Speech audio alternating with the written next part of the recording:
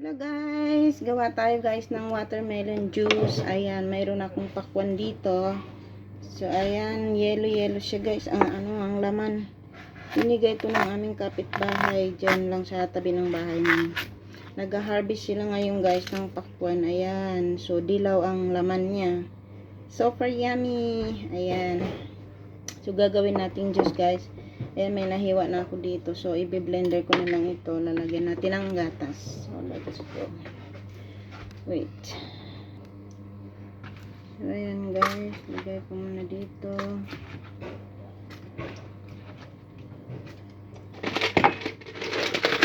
Ayan.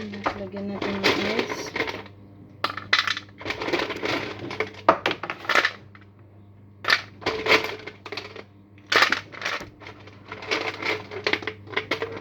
Ayan. So, ayan guys. Tapos na. Iano na natin sa baso. Ayan. Titikman na natin.